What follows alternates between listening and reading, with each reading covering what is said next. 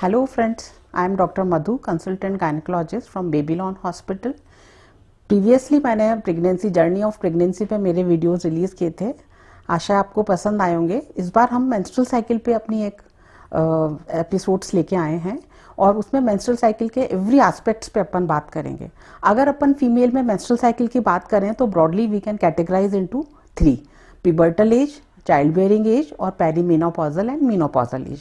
तो आज हम बात करेंगे मेंस्ट्रुअल साइकिल इन प्यूबर्टी। तो प्यूबर्टी मीन्स जब गर्ल है जो चाइल्डहुड से अडल्ट की तरफ जब वो मूव करती है तो बीच वाला जो पीरियड है that is called puberty.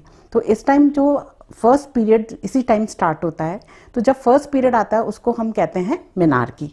Menarche आप नॉर्मल एज माने तो around 11 to 13 year of age में स्टार्ट होता है और ये बेसिकली जो डिपेंड करता है वो है जेनेटिकली गाइड होता है, प्लस एनवायरमेंटल फैक्टर्स इसको अफेक्ट करते हैं। बट हम कुछ फीमेल्स में, कुछ गर्ल्स में ये 10 ईयर की एज पे भी स्टार्ट हो सकता है, 9 पे भी हो सकता है।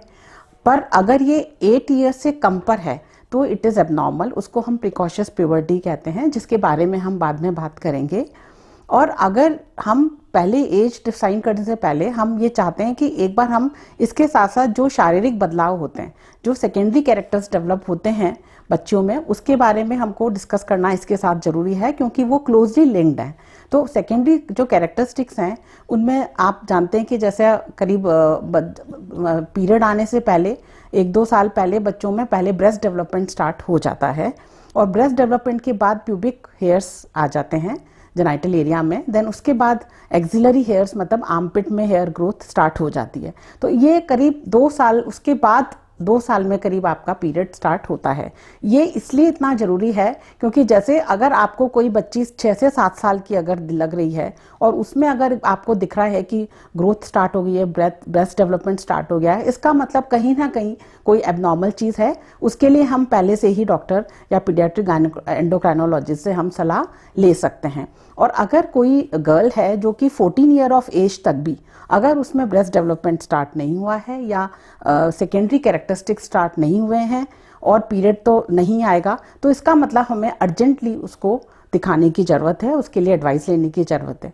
बट अगर किसी बच्ची के अगर 14 ईयर ऑफ एज तक डेवलपमेंट तो हो गया है, सेकेंडरी चेंजेस तो आ गए हैं, बट पीरियड स्टार्ट नहीं हुआ है, तो हम 16 ईयर ऑफ एज तक उसको हम डिले कर सकते हैं, मतलब हम वेट कर सकते हैं, क्योंकि कई बार फीमेल्स में वो थोड़ा सा डिले हो सकता है।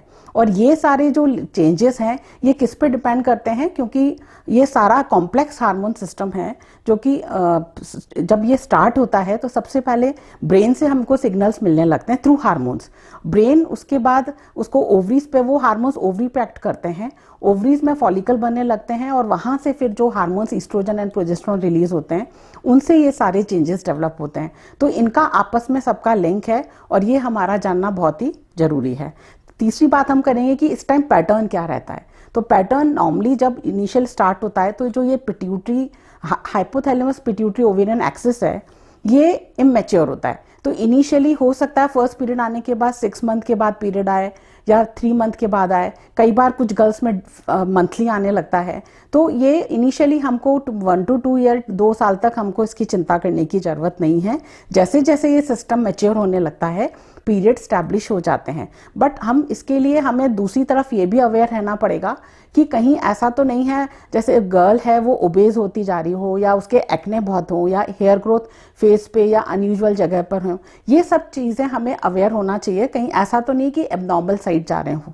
तो हम इसको चेक रखते हुए अपन ये वेट कर सकते हैं। आज के लिए मैं इतना ही बताऊंगी। Thank you.